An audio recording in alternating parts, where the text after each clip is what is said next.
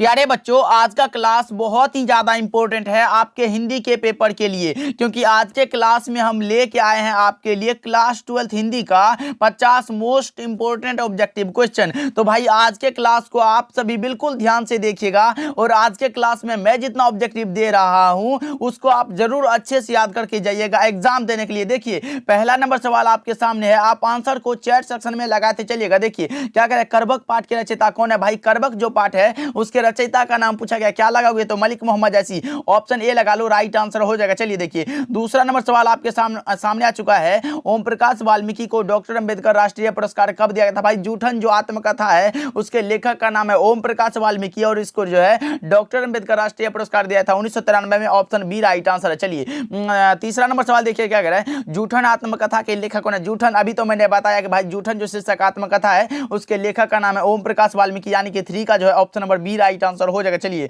Fourth number सवाल देखिए आपके सामने आ चुका है, खीर शब्द में कौन सा लिंग? आप लगाएंगे करेक्ट आंसर क्या होगा? भाई लिंग पूछा गया है, आप बताओ करेक्ट आंसर क्या होगा। यहां से एक क्वेश्चन और भी बनता है कि लिंग कितने प्रकार के होते हैं, तो मैं बता दूं भाई हिंदी में दो प्रकार के लिंग होते हैं, अगर संस्कृत में 3 प्रकार के होते हैं, याद रखिएगा आप सभी। खीर में जो हो जाएगा ये हो जाएगा स्त्रीलिंग, ऑप्शन ए राइट आंसर है। चलिए फिफ्थ नंबर सवाल को देखिए आपके सामने आ चुका है, लगाते चलो आंसर और याद भी करते चलो, गंगा शब्द में कौन सा लिंग है? गंगा में लिंग पूछा गया, भाई गंगा मैया होता है, गंगा पापा नहीं होता, यानी कि स्त्रीलिंग हो जाएगा, ऑप्शन ए राइट आंसर है। 5 का A is the correct answer. चलिए 6 नंबर सवाल देखिए आपके सामने आ चुका है, वाराणसी शब्द कौन संज्ञा? वाराणसी में संज्ञा पूछा गया, भाई ये विशेष स्थान है, यानी कि व्यक्तिवाचक आप कह सकते हो, ऑप्शन ए जो है राइट आंसर है। याद रखिएगा भाई संज्ञा से 1 से 2 से ऑब्जेक्टिव आ जाता है। यहाँ देखो अर्थ के विचार से संज्ञा के कितने प्रकार होते हैं? अर्थ के विचार से संज्ञा के 5 प्रकार होते हैं भाई, व्यक्तिवाचक, जातिवाचक, भाववाचक, समूहवाचक और कौन सा? तो द्रव्यवाचक। कितना हुआ? तो 5 हुआ, ऑप्शन सी लगा लो, राइट आंसर हो जाएगा। चलिए 8 नंबर सवाल को देखिए आपके सामने आ चुका है, निम्नलिखित में कौन जातिवाचक संज्ञा नहीं है? नहीं है पूछा गया, भाई जातिवाचक नहीं है। पुस्तक तो है, पशु भी है और मकान भी है, लेकिन आगरा नहीं है।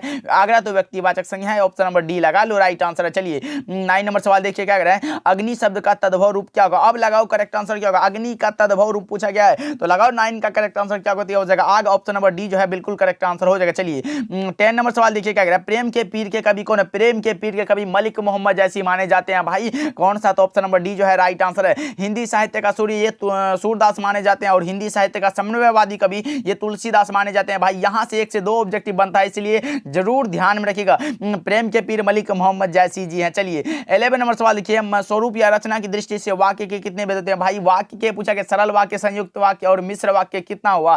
3 हुआ, ऑप्शन सी लगा लो, सही जवाब हो जाएगा। चलिए 12 नंबर सवाल देखिए, निम्न में कौन शुद्ध शब्द है? शुद्ध कौन सा है? भाई इतिहास ऐसे थोड़ी ना होता है, पुरस्कार भी ऐसे नहीं होता है और दुर्घटना भी ऐसे नहीं होता, यानी कि परीक्षा जो है ये हमारा सही है, ऑप्शन बी राइट आंसर हो जाएगा। चलिए 13 नंबर सवाल देखिए आपके सामने आ चुका है, बालकृष्ण भट्ट के माता जी का क्या नाम था? माता जी का नाम था पार्वती देवी और पिताजी का नाम था बेनी प्रसाद भट्ट। भाई कौन सा? ऑप्शन नंबर ए जो है राइट आंसर हो जाएगा। याद रखिएगा बहुत इंपॉर्टेंट है, अगर पूछे कि बालकृष्ण भट्ट के पिता पेशे से क्या थे, तो वो व्यापारी थे, इसको याद रखिएगा आपसे। चलिए 14 नंबर सवाल देखिए क्या कर रहा है, अ का उच्चारण स्थान क्या? अ का उच्चारण स्थान कंठ हो जाता है, भाई अकुह विसर्जनीय कंठ, मैंने इसका ट्रिक भी बताया था, आपको याद होगा। चलिए 15 नंबर सवाल देखिए आपके सामने आ चुका है, ब का उच्चारण स्थान क्या? उपपद्मान्यानाम ओष्ठ हो जाता है, भाई ऑप्शन सी राइट आंसर है। 15 का C is the correct answer. 16 number सवाल देखिए आपके सामने आ चुका, बालकृष्ण भट्ट बातचीत के माध्यम से क्या बतलाना चाहते हैं? बालकृष्ण भट्ट बातचीत के माध्यम से बातचीत की शैली बतलाना चाहते हैं, ऑप्शन ए सही जवाब है। 16 का A is the correct answer.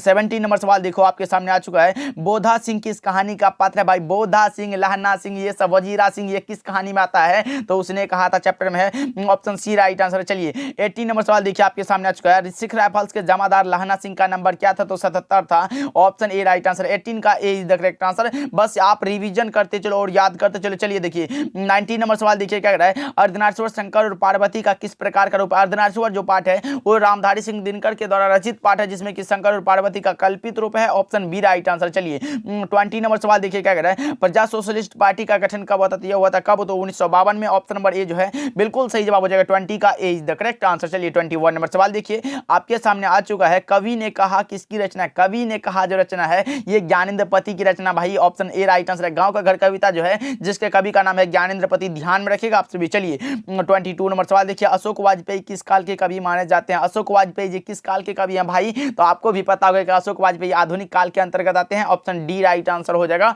ध्यान में रखिएगा आप सभी। चलिए 23 नंबर सवाल देखिए, क्या कह रहा है, ज्ञानेंद्रपति का काव्य नाटक कौन सा? ज्ञानेंद्रपति का काव्य नाटक का नाम है एक चक्रा नगरी। कौन सा ऑप्शन में दिया गया? तो ऑप्शन नंबर डी में दिया गया, राइट आंसर हो जाएगा 23 का D is the correct answer, याद रखिएगा आप सभी। चलिए 24 नंबर सवाल देखिए, ज्ञानेंद्रपति का जन्म कब था? जन्म पूछे तो आप क्या लगाओगे? 24 का करेक्ट आंसर लगाओ, ये हो जाएगा 1 जनवरी 1950 को हुआ था, यानी कि ऑप्शन नंबर ए जो है बिल्कुल करेक्ट आंसर है। 25 नंबर सवाल देखिए, क्या कह रहा है, अशोक वाजपेयी का जन्म कब था? अशोक वाजपेयी का जन्म, हार जीत जो कविता है उसके कवि का नाम है अशोक वाजपेयी और इसका जन्म हुआ था 16 जनवरी 1941 को। ऑप्शन ए सही जवाब है 25 का। चलिए 26 नंबर सवाल देखिए, क्या कह रहा है, अशोक वाजपेयी के पिताजी का क्या नाम था? अशोक वाजपेयी के पिता का नाम पूछा गया, परमानंद वाजपेयी था। ऑप्शन ए राइट आंसर है। चलिए 27 नंबर सवाल देखिए, आपके सामने आ चुका है, दीवार में एक खिड़की रहती थी, पाठ की कौन सी विधा? दीवार में एक खिड़की रहती थी, पाठ की कौन सी विधा है? तो ये विनोद कुमार शुक्ल के द्वारा रचित एक प्रकार का उपन्यास है। ऑप्शन ए राइट आंसर है। 28 नंबर सवाल देखो, आपके सामने आ चुका, विनोद कुमार शुक्ल का निवास स्थान कहाँ है? निवास स्थान भाई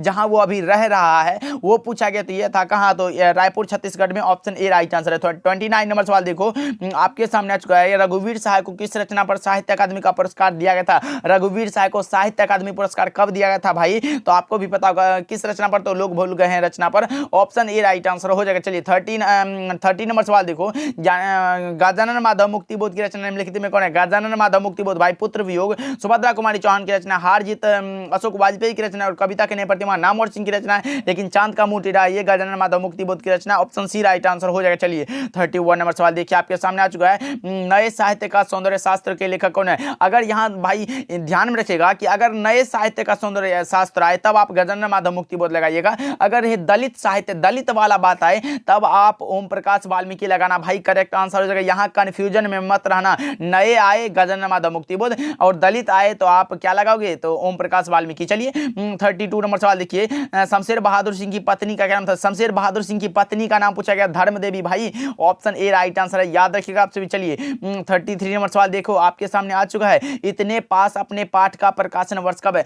पाठ का प्रकाशन यानी कि यह पाठ जो है ये कब प्रकाशित हुआ था? तो आपको भी पता होगा कि यह शमशेर बहादुर सिंह की रचना और ये 1980 में प्रकाशित हुआ था। ऑप्शन सी राइट आंसर है। 34 नंबर सवाल देखो, आपके सामने आ चुका है, सुभद्रा कुमारी चौहान का निधन कब हुआ था भाई? सुभद्रा कुमारी चौहान का जो निधन हुआ था वो हुआ था 15 फरवरी 1948 को और जन्म हुआ था 16 अगस्त 1904 को। ये भी याद रखिएगा कैसे हुआ था निधन भाई? तो कार दुर्घटना में। ये भी क्वेश्चन आपके बोर्ड एग्जाम में आया हुआ है कि सुभद्रा कुमारी चौहान का निधन कैसे हुआ था? तो भाई कार दुर्घटना में, नागपुर से जबलपुर वापसी में। चलिए 35 नंबर सवाल देखिए, आपके सामने आ चुका है, त्रिधारा किसकी रचना है? त्रिधारा जो रचना है भाई वो किसकी रचना है? तो ये सुभद्रा कुमारी चौहान की रचना है। ऑप्शन बी राइट आंसर हो जाएगा। चलिए 36 नंबर सवाल देखिए, आपके सामने आ चुका है, हिंदी साहित्य के विकास में अपभ्रंश का योग पुस्तक किसने लिखा है भाई? अपभ्रंश का योग जो पुस्तक लिखा है ये लिखा है नामवर सिंह ने। ऑप्शन ए राइट आंसर हो जाएगा। 37 नंबर सवाल देखिए, आपके सामने आ चुका है, इंद्रजाल कथा संग्रह के लेखक कौन है? इंद्रजाल जो है यह एक प्रकार का कथा संग्रह और उसके लेखक का नाम पूछा गया, तो 37 का जो करेक्ट आंसर हो जाएगा वो हो जाएगा कौन सा? जयशंकर प्रसाद भाई।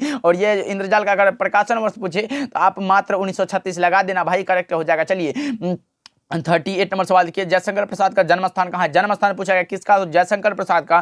तो आपको भी पता होगा कि जयशंकर प्रसाद का जो जन्म स्थान है वो है वाराणसी उत्तर प्रदेश में, याद रखिएगा आप सभी। चलिए 39 नंबर सवाल देखिए, आपके सामने आ चुका है, कामायनी कब प्रकाशित हुआ था भाई? कामायनी जो पाठ है वो कब प्रकाशित हुआ था ये पूछा गया आपसे से। तो 39 का करेक्ट आंसर हो जाएगा कौन सा? 1936 में। Option number A right answer है। चलिए 40 नंबर सवाल देखिए, निम्नलिखित में कौन सी रचना भूषण की है? भूषण की रचना कौन सी है? भूषण हजारा ये तो है, भूषण उल्लास ये भी है, उपरोक्त तो दोनों हो जाएगा। ऑप्शन सी राइट आंसर है। 41 नंबर सवाल देखिए, आपके सामने आ चुका है, भूषण का जन्म कब था? लो जी, जन्म हुआ था 1613 में, जन्म हुआ था 1613 और 1715 में निधन हो गया था, यानी कि 1613 हो जाएगा जन्म, याद रखिएगा आप। और निधन पूछे 1715 हो जाएगा। चलिए 42 नंबर सवाल देखिए, नाभादास की रचना नहीं है, निम्नलिखित में कौन सी रचना है जो नाभादास की नहीं है? अष्टयाम तो है, भक्तमाल भी है, छप्पा भी है, लेकिन गीतावली ये तो तुलसीदास की रचना भाई। ऑप्शन डी राइट आंसर हो जाएगा। चलिए 43 नंबर सवाल देखिए, क्या कर रहा है, बीजक के रचयिता कौन है? बीजक के रचयिता का नाम है कौन सा, तो कबीर दास। आपको भी पता होगा और मुझे भी पता है कि ऑप्शन नंबर बी जो है इसका राइट आंसर हो जाएगा। चलिए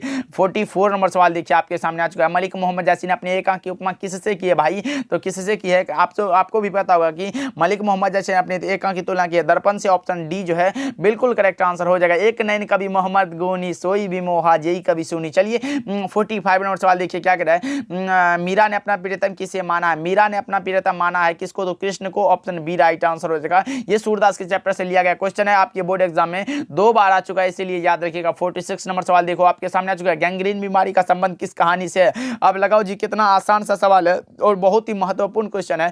गैंग्रीन बीमारी का संबंध किस कहानी से? तो रोज कहानी में आया है। मालती का पति जो महेश्वर है ये इसी बीमारी का इलाज करता है। चलिए 47 नंबर सवाल देखिए आपके सामने आ चुका है। क्या कह रहा है? राम की शक्ति पूजा किसकी कविता है? राम की शक्ति पूजा जो रचना है वो किसकी रचना है? बताओ आपसे भी। तो यह रचना है किसकी? निराला की। ऑप्शन डी राइट आंसर हो जाएगा। पूरा नाम है निराला का सूर्यकांत त्रिपाठी निराला। चलिए 48 नंबर सवाल देखिए क्या कह रहा है। 1995 में परिवेश सम्मान किससे प्राप्त हुआ था? तो किससे हुआ था?